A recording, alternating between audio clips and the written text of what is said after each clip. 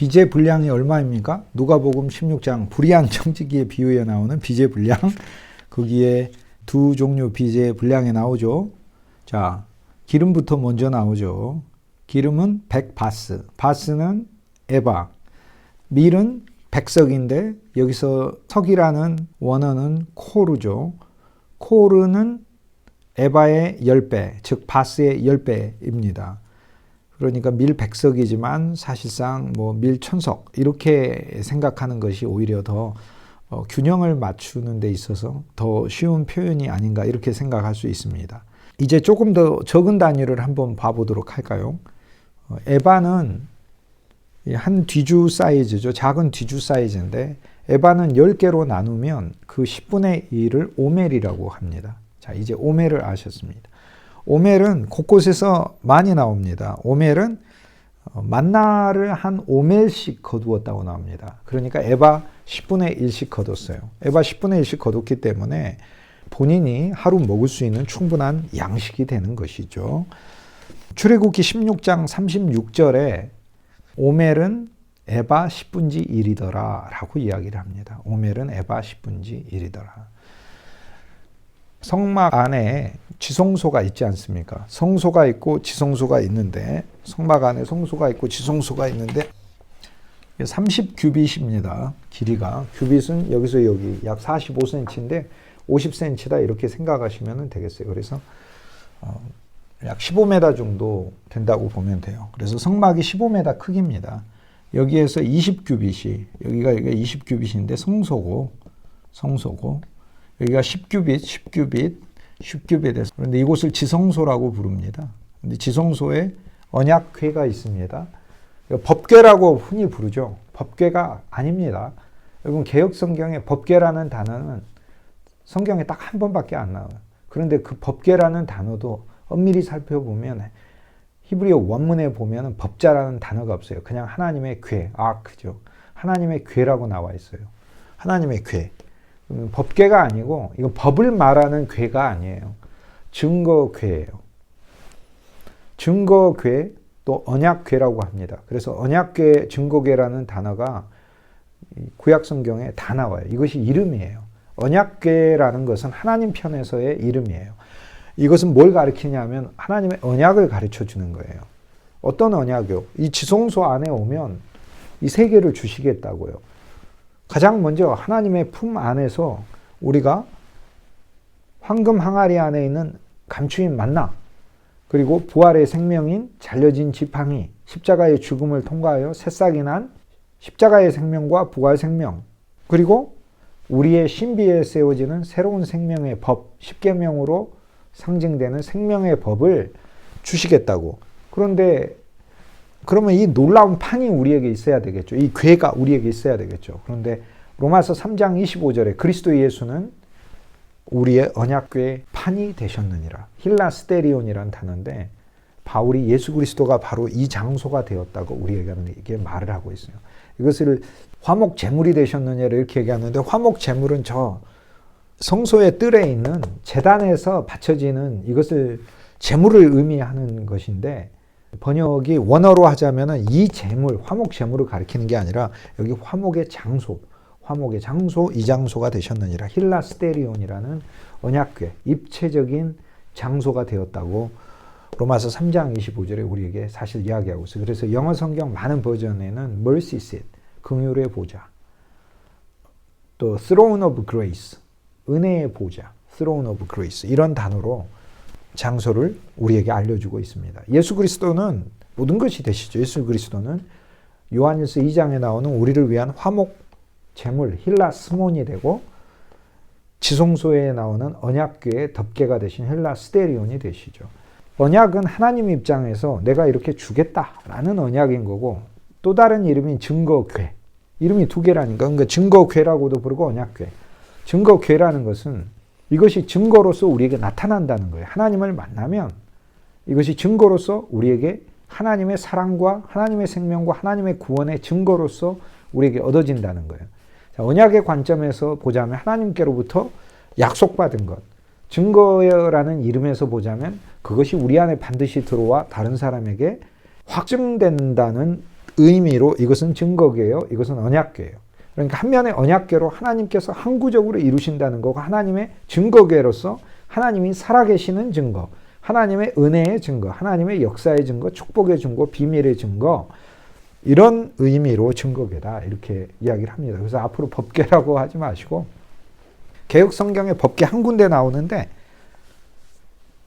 거기도 법자가 없다니까요. 이거 법을 말하려고 하는 게 아니에요. 법을 말하고 하려고 하는 거 3분의 1은 맞아요. 거기 생명의 법이 있으니까. 언약과 증거를 말하는 것이다. 그런데 언약이 어디 있어요? 예수 그리스도가 우리의 새 언약 자체이시죠. 언약을 세우셨을 뿐 아니라 언약 자체가 되셔요. 그분은 언약의 심지어 보증물 자체가 되셔요. 그리고 그리스도 예수가 우리의 증거세요. 주님의 나타남이고 주님의 표현이 바로 우리 삶인 것이죠.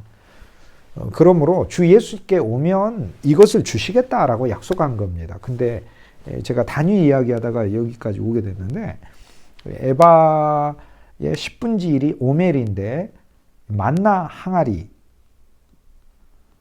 우리가 부르는 지성소에 있는 언약궤 속에 있는 만나 항아리 그 만나의 분량이 한 오멜을 넣었어요. 10분의 1이죠. 에바의 10분의 1이죠. 무엇을 뜻해요? 예수 그리스도의 본질을 의미하는 거예요. 그러므로 우리가 지성소로 나아가자. 그리스도라는 가장 본질, 대표 되신 그분의 정수, 그것을 우리가 누리도록 하자. 그 비밀에 들어가도록 하자라는 말씀이에요.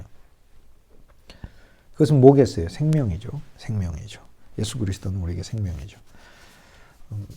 이 풍성한 하나님의 경륜, 이것은 단지 청지기가 자기가 무엇을 더 이자를 받고 안 받고 이런 문제 차원이 아니라는 것을 우리가 이미 말씀드렸습니다. 성경의 모든 화폐는요, 그리스도가 주셔요. 청지기는 받는 경유자일 뿐이에요. 이것이 하나님의 경륜에서, 즉 경제에서 화폐가 나오는데 화폐를 여러분이 찍지 않듯이 중앙은행에서 화폐를 찍듯이 국가에서 화폐를 찍듯이 단지 그 화폐가 내 손에 주어지기 위해서는 우리는 굉장한 율법의 경륜을 거쳐야죠. 내가 그 훔치면 안 되는 거잖아요. 또 거저 주어지는 것도 아니잖아요. 그러나 내가 이 일에서 벌어야 하는 것이듯, 즉 율법의 경륜, 율법의 경제가 있듯 우리에겐, 우리 삶에는 하나님께도 율법의 경제가 있어요. 그것이 첫 언약인 것이죠. 그러나 율법의 경제로는 우리가 파탄나게 되었다. 그러므로 하나님께서 은혜의 경제를 시작하셨다. 그분의 풍성한 금고, 참 보물이시오, 참 돈이신 예수 그리스도를 무한정 찍어내요. 무한정 사람들에게 제공하는 일로 오늘 우리들을 보내셨다. 그러므로 성경의 모든 화폐는 예수 그리스도가 주시고 탕감한다고 성경이 말하고 있습니다. 달란트도 누가 주셔요? 그리스도가 주시는 거죠. 그것도 어떻게 해야 벌어지죠? 자, 한 달란트 받은 사람은 감춰두고 숨겨두고 묻어두고 2달란트, 5달란트 받은 사람은 2개로 5개로 늘렸지 않습니까? 그럼 우리가 이제 주님 어떻게 해야 우리도 그렇게 늘릴 수 있나요? 여러분 그 달란트는 여러분 재능이 아닙니다. 재능대로 달란트를 주었다 해서 우리가 달란트가 탤런트 그래가지고 흔히 뭐 저도 그렇게 이제 탤런트가 많은 사람이야 이렇게 얘기하는데 성경에 말한 달란트는 인간의 재능을 가리키지를 않습니다. 하나님으로부터 온 그분의 본질을 의미합니다. 주 예수 그리스도의 분량인 것이에요. 여러분 한 달란트가 6천 데나리온입니다. 지금 6천 데나리온이면 지금 어마어마한 거 여기 이 백석에 이 엄청난 이 빚의 분량 중에서 약 한 4분의 1 정도는 5분의 1 여기 20% 감해주는 정도예요. 한 달란트 받은 게 지금. 어마어마한 분량이에요.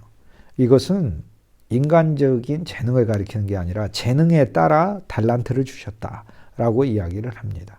이 달란트는 하나님께로부터 오는 그리스도의 분량, 예수 그리스도의 생명을 가리킵니다.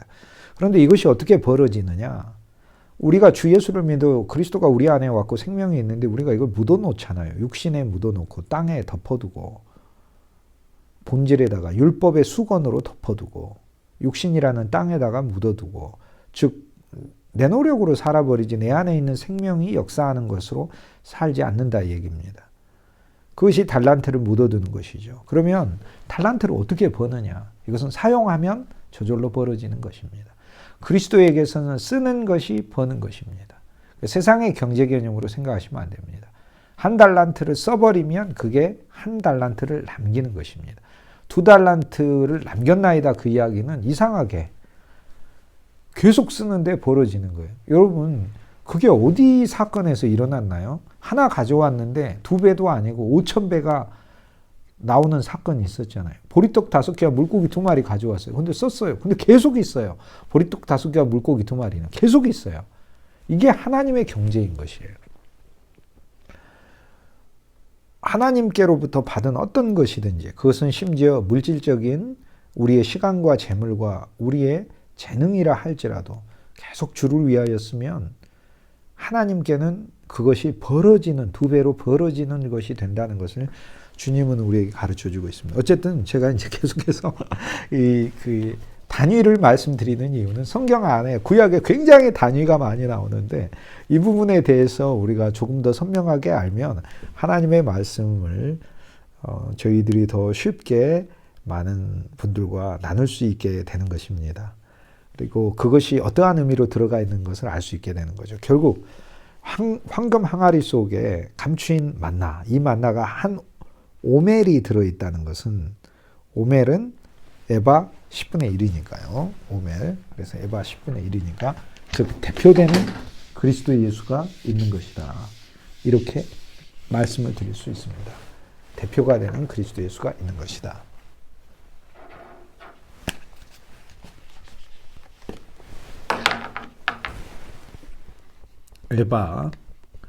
에바 그 위에는 호멜이 있죠. 호멜은 고루와 같다 이렇게 되어 있습니다.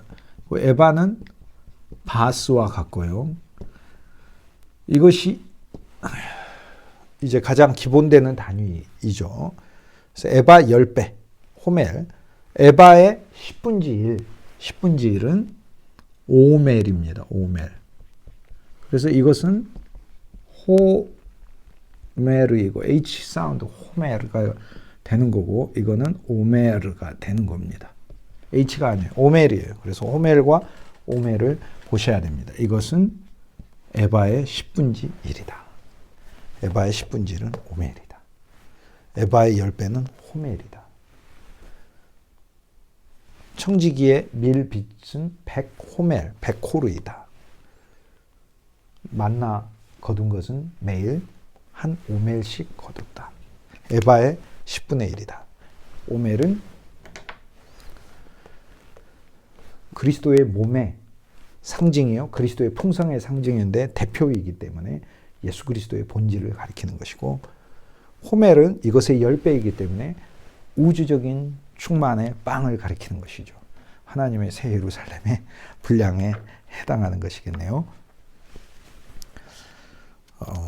주님께서 성경에 나오는 모든 재물들은 직접 그리스도께서 주신 것이다 라는 걸 알 수 있습니다. 누가복음 19장 13절에 보면 열 문화도 주님께서 각각의 사람들에게 주셨습니다. 종들을 10명을 불러서 열 문화. 그러니까 모든 그 경제에 기본적으로 화폐의 제조자는 예수 그리스도세요. 주님이 우리를 그분의 화폐로 쓰신다고 누가복음 15장에 하나님의 그분의 경제에서 하나님의 경륜에서 그분의 화폐를 우리라고 말씀하셨잖아요. 동전을 잃어버렸는데 그분이 찾아서 쓰시고 깨끗하게 윤기도 내시고 그 안에 그리스도의 형상이 선명하게 새겨지도록 망치질도 하시고 왕이 바뀌면 동전을 녹여가지고 새로 찍기도 하고 그렇습니다.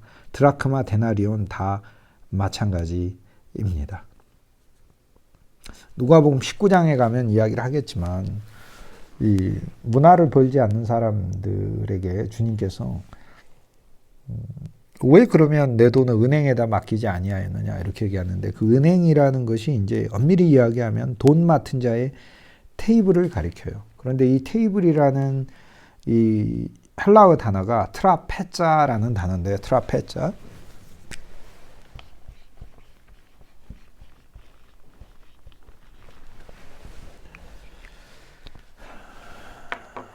트라페자라는 말은 이 앞에 트라가 이제 살을 가리킵니다. 그래서 다리 4개 달려있는 책상을 가리켜요.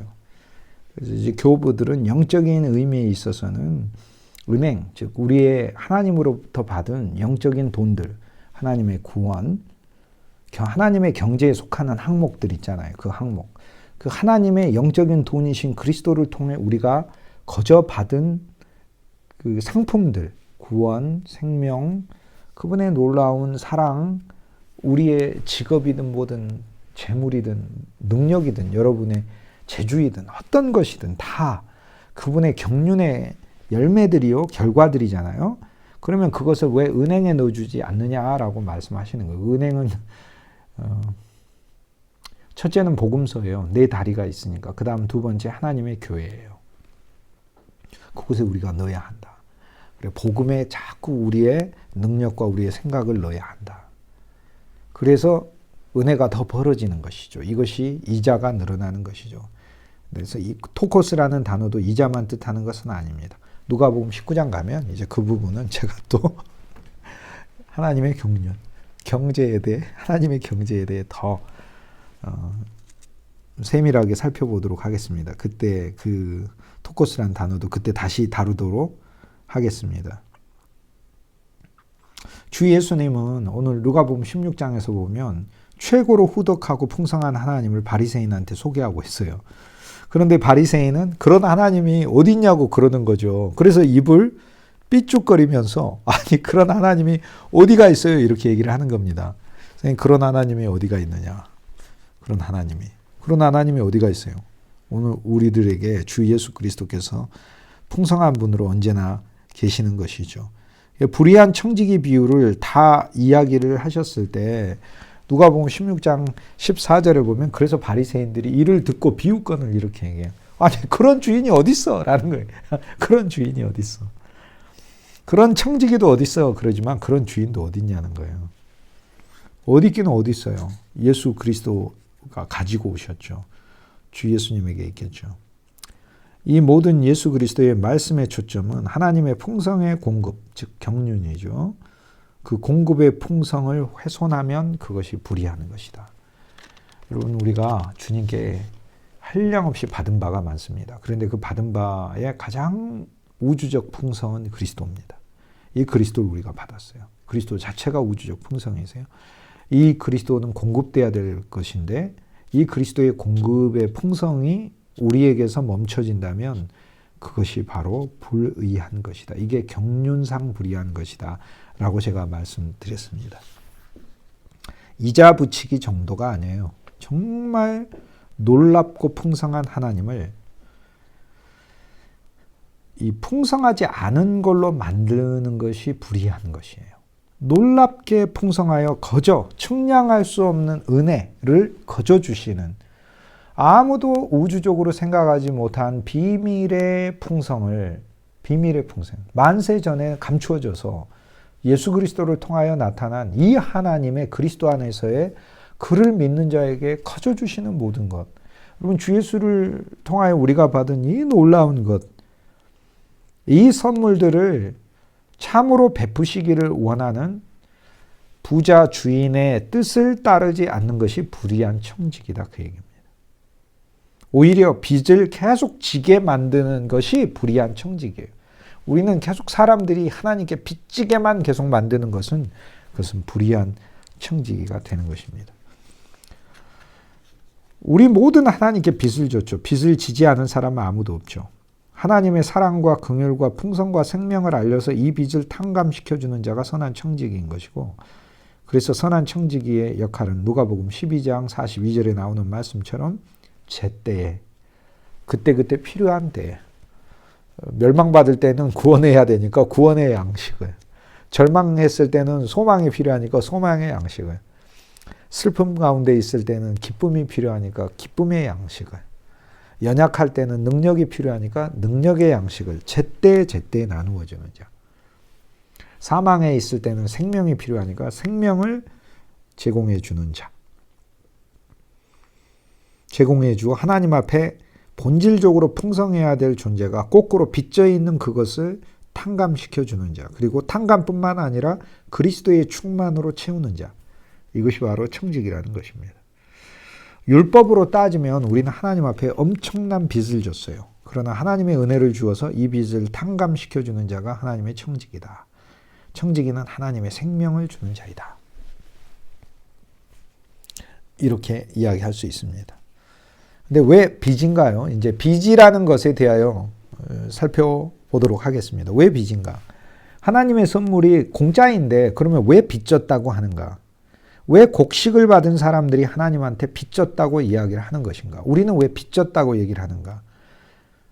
사실 하나님의 모든 선물은 공짜잖아요. 근데 왜 빚졌다고 얘기를 하냐면 첫째, 죄라는 빚을 졌어요. 죄는 빚이에요. 왜냐하면 우리는 하나님의 영광을 위해 창조된 존재이기 때문에 영광에 훼손되는 것마다 빚진 거예요. 그래서 성경이 죄와 빚이란 단어를 같이 쓴다라고 저희가 이미 그 부분을 살폈습니다. 그래서 죄라는 빚을 졌기 때문에 많은 사람들에게 가서 그들의 죄를 탕감시켜줘야 하는 거죠. 그런데 내가 뭘로 탕감을 시켜줍니까? 주 예수의 은혜의 복음으로 탕감시켜주는 것이죠. 아무나 오게 아무나 오게. 주 예수 그리스도께 와서 탕감받으라고. 주 예수 그리스도께 와서 못 오면 어떻게 우리가 가야죠. 거리와 골목과 산골과 불악까지 우리가 가야 하는 거죠. 언덕까지 가서 하나님이 역사심에 의해 그들에게 임하시는 하나님의 탕감의 은혜에 대하여 선포해야 하는 것이죠. 불신의 빚을 진 거예요. 하나님께 대하여 우리가 불신할 때마다 하나님의 불신이 두 종류 불신이 있잖아요. 첫 번째 불신은 안 믿어서 처음에 예수를 영접 안 해서 불신이 있어요. 그건 아예 안 믿는 거죠. 그런데 오늘 신자의 불신이 있어요. 우리 불신이 있잖아요.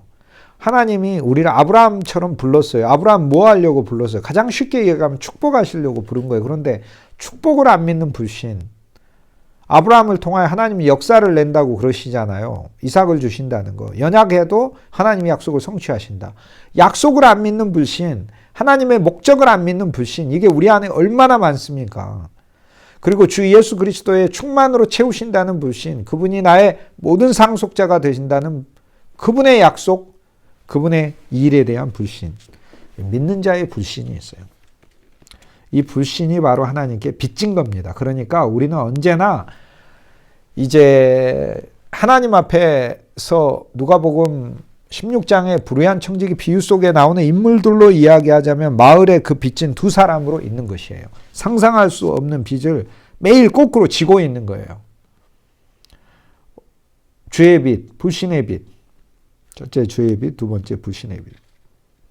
세 번째 구약에서 우리가 땅을 받았다고 합니다. 아까 기업에 대해서 저와 여러분이 보았는데 기업은 영원한 기업이잖아요. 그런데 이 기업이라는 것을 받은 우리들은 이스라엘 백성들이 기업을 받아 거기에서 나온 소산 하나님께 드려야 하거든요. 11조를 드리고 또 각종 제사와 예물을 드리고 거기에서 나오는 소득으로 성전세도 드리고 또 이스라엘 백성들이 자기 자신에 대한 속전도 드리고 백성으로서 그 나라의 행정, 정부가 원활하게 또 소외된 백성들이 없도록 풍성이 여러 곳에 융통될 수 있도록 내야 되는 세금이 있어요. 그 기업을 받아서 기업의 백성이 되었을 때 땅의 주인에게 내야 되는 백성으로서의 또 세도 있어요. 이것을 못 내니까 빚이 되는 거죠. 즉 우리가 하나님께 기업을 받았다고 하는데 할당받은 땅에 대하여 기업을 주신 왕에게 이 모든 땅의 소유자가 왕이니까 왕에 내야 되는 세금을 못 내잖아요. 그게 계속 빚이 돼 있는 거 아닙니까? 오늘 부자 지주에게서 땅을 받았잖아요. 그러면 받은 땅에 대하여 세금을 계속 내야 되는데 못 내니까 어마어마하게 빚이 쌓여 있는 거예요. 그런데 이 부자는 그 빚을 받으라고 청지기를 고용한 게 아니고 한마디로 하면은 받는 거는 맞아요. 그런데 어떻게 받는 거냐 하면 갚음으로 받으라는 거예요. 즉 와서 사되 값없이 사라는 거예요. 그러니까 청지기를 왜 뽑았습니까? 탕감시켜주기 위해서 뽑은 것이다. 라는 거죠.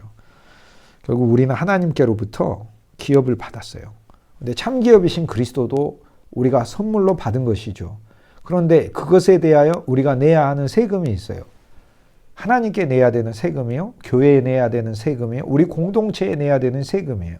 여러분이 여러분 가정에 영적 세금을 내야 돼요. 영적 기쁨을 내야 되고 영적 평강을 내야 되는 거고, 여러분이 여러분 직장에 영적 세금을 내야 되는 거예요. 하나님 백성으로 기쁨을 내야 되고, 여러분이 열매를 내야 되고 선행을 내야 되는 거예요. 여러분이 교회 안에 세금을 내야 하는 거예요. 물질적인 헌금도 하지만 여러분의 섬김이 있어야 되고 사랑의 수고가 세금으로 있어져야 되는 것이죠. 그것을 못 낼 때 이것을 빚이다라고 얘기를 하는 겁니다.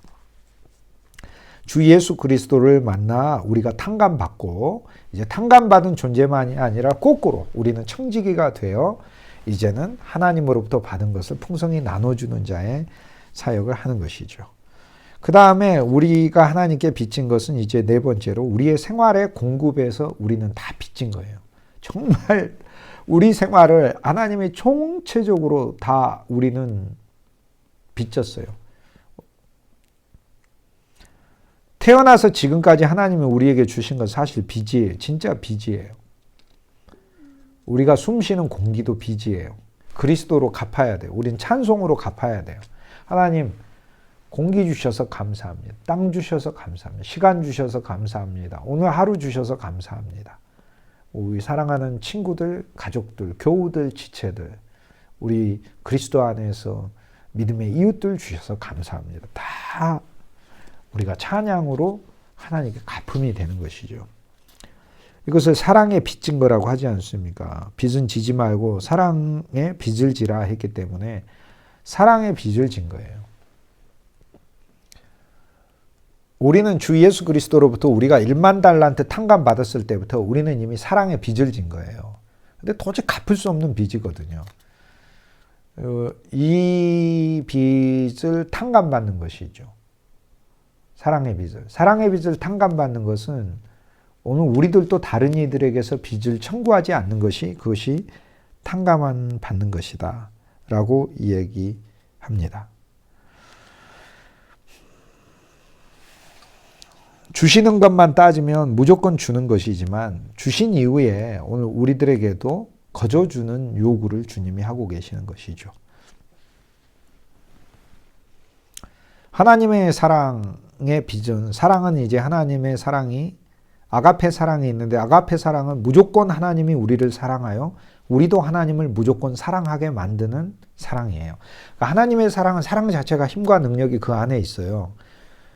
하나님의 사랑은 그 사랑이 우리 안에 와서 역사하는 사랑이에요. 그래서 우리를 사랑의 사람으로 만들어요. 그렇기 때문에 하나님의 사랑에 대한 체험이 없이 우리는 아가페 사랑을 할 수가 없어요. 그러므로 우리는 하나님의 사랑, 아가페 사랑을 체험하는데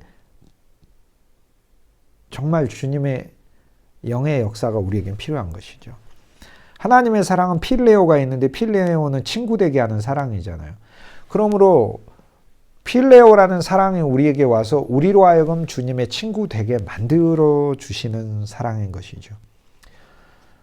우리의 출생부터 우리가 주님 품에 들어가기까지 다 빚이에요. 그 합이 100이에요. 다 진짜 빚이에요. 다. 내가 잘나고 수고와 능력에 대해서 얻었다고 생각하시면 안 돼요. 진짜 빚이에요. 다 빚이에요. 우리가 양식을 나누어 줘야 되는 역할은 청지기뿐만 아니라 백성들도 마찬가지예요. 나눠주지 못했을 때 하나님 앞에 오히려 빚진 거예요. 거꾸로. 그러니까 어떤 사람이 주인에게 밀 100석을 빚졌다, 기름 100마를 빚졌다는 것은, 이것은 주인에게만 빚진 게 아니고 그 사람이 다른 이들에게 나누어 줘야 하는 것을 나누어 주지 못했을 때 이게 하나님 앞에 빚진 것이 되는 것이에요. 우리도 나눠주지 못할 때 거꾸로 빚진 것입니다. 그 백성들도 왕이 준 것을 나누어 줘야 해요. 왕에게만 바쳐야 되는 것을 못 바쳤을 때만 빚이 쌓이는 게 아니라 그들 역시 하나님의 은혜의 법이 작용하는 마을의 백성이기 때문에 은혜로 거저 그들도 나누어 줘야 되는데, 청지기뿐 아니라 백성도요.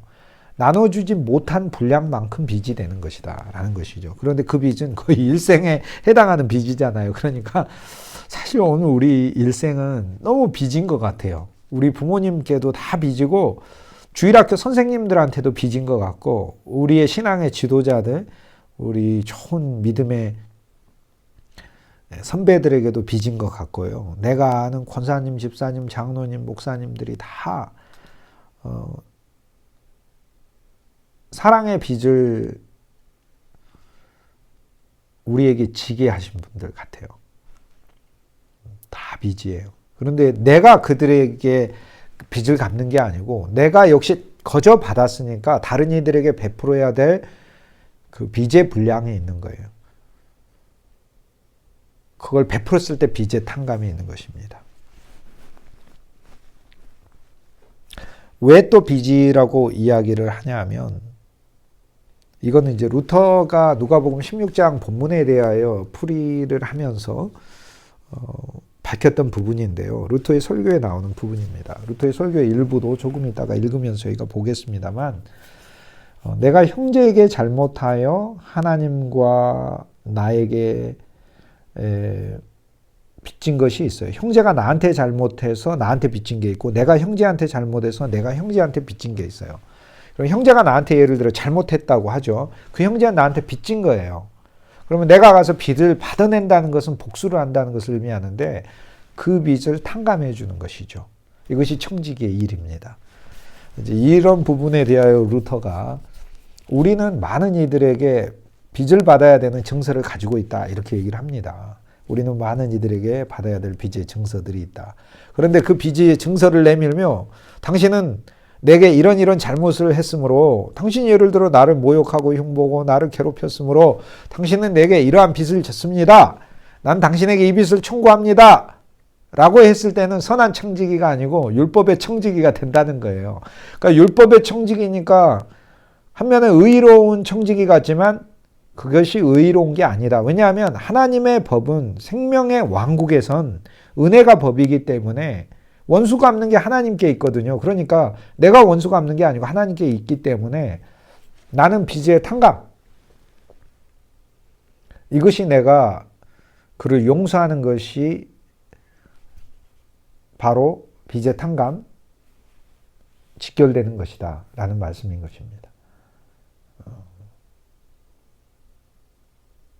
나도 형제들에게 많이 잘못을 하죠. 그러면 내가 빚진 것이거든요. 그런데 사실 인생에서 굳이 내게서 빚을 받으려고 하지 않고 정말 저를 탕감해 주신 분들이 많아요. 그냥 탕감해 줬어요. 나의 잘못을 통하여 내게서 그 모든 빚을 단 하나라도 남김없이 다 받으려고 하지 않고 탕감해 주신 분들이 너무 많아요. 나의 행위의 모든 그 잘못의 빚들이. 오늘 우주적인 새 예루살렘을 이루어야 하잖아요. 그런데 여러분의 가정과 일터와 교회가 새 예루살렘을 이루어야 되는데 이 새 예루살렘이 은혜의 경륜, 생명의 경륜, 그 경제로 가득 차야 하는 거거든요. 그렇다면 결국 경제에 있어서는 서로가 부채가 있는데 이 부채를 율법의 경륜으로 끝까지 다 받아내는 것이 아니라는 것입니다. 율법의 경륜은 악한 것은 아니지만 주 예수 그리스도는 율법의 경륜으로 새 예루살렘을 세운다고 말씀하시지는 않으셔요. 새 예루살렘을 세워가는 일에 있어서는 내가 형제에게 받아야 될 부채가 있는데 그에게 가서 증서를 새로 쓰십시오. 당신 나한테 실은 100석을 빚졌는데 내가 80으로 생각하겠습니다. 당신 내게 기름 100마를 빚졌는데 50으로 생각하겠습니다. 한 번에 탕감이 안 되지만 이제 다음에 또 했을 때는 당신은 내게 이번에는 이제 기름 10말 정도 탕감해서 당신 내게 기름 40말 빚진 겁니다. 그 다음에 또 만났을 땐 당신은 내게 기름 20말 정도 빚진 사람입니다. 그러한 거래가 어디서 나옵니까? 구약에 하나님을 향해서도 나오죠. 창세기 18장에 아브라함이 소돔에 50명이 있으면 그들을 멸망시키겠습니까? 이렇게 묻지 않습니까? 의인 50이 있으면 하나님이 의인 50을 통하여 내가 멸망시키지 않으리라. 아브라함이 또 묻죠. 45명이면은요. 45명을 위하여 하나님이 그 성을 보존해 주시겠습니까? 그러자 하나님이 45명을 통하여, 위하여 통하여도 이제 영적인 의미가 다르지만 하나님은 어쨌든 그 45명을 억셉트 하셨어요. 그러자 40명, 30명, 20명, 10명까지 내려가죠. 한 명은 왜 안 내려갈까요? 구약은 완성이 된 것이라고는 할 수는 없잖아요. 왜냐하면 그리스도가 오셔야 완성이 되는 것이시니까. 심지어는 신약도 그리스도가 없으면 완성이 아닌 것이죠. 그래서 우주적 한 명을 통해서 우리는 사실 구원을 받습니다. 그래서 구약 안에서는 롯이 하나 있다 하더라도 그 우주적 한 존재가 아니기 때문에 한 명으로 내려가는 것이 아니고 우주적 한 사람이 와서 그 성이 소돔 같은 우리 인생과 성이 구원받는 것은 주 예수님이 하실 사역이기 때문에 10명에서 멈춰진 것입니다. 왜냐하면 6번의 하나님의 거래가 있어요. 7번째는 그리스도 예수의 거래예요. 마지막 한 사람. 그 질문은 아브라함의 자손에게 남겨두신 질문이에요. 그래서 아브라함 자손인 예수 그리스도가 하나님께 그 질문을 하신 겁니다. 의인 한 사람이 있다면 그 의인 한 사람을 통하여 이 성을 보존하시겠습니까? 라고 묻고 하나님은 의인 한 사람을 통하여 내가 보존하리라. 그 답이 로마서 5장에 있습니다. 한 사람 아담을 통하여 이 땅에 저주와 정죄와 사망과 죄가 들어왔지만 한 사람 예수 그리스도를 통하여 측량할 수 없는 하나님의 많은 선물이 수많은 이들에게 넘쳤느니라 라고 이야기를 합니다. 총체적으로 빚졌습니다. 백성으로서도 갚을 수 없는 빚이에요. 이 땅에 많은 청지기들을 하나님 보내셔서 더 빚지게 하셨어요. 그들은 자기의 빚들을 청구하지 않았습니다. 우리들도 생명의 경륜에 있어서 빚을 청구하는 자가 아니라 빚을 탕감해 주는 자로 하나님이 있었으면 좋겠습니다. 오늘 저희들이 이 부분을 보았는데 이러한 일에 우리들의 가정과 일터와 교회가 새 예루살렘의 은혜의 경제로 가득하다면 얼마나 감사하겠습니까? 하나님께서 이러한 말씀들을 우리들이 보게 하신 것은 그것을 이루시겠다는 약속이기 때문에 반드시 이루실 것을 저도 여러분도 확신합니다.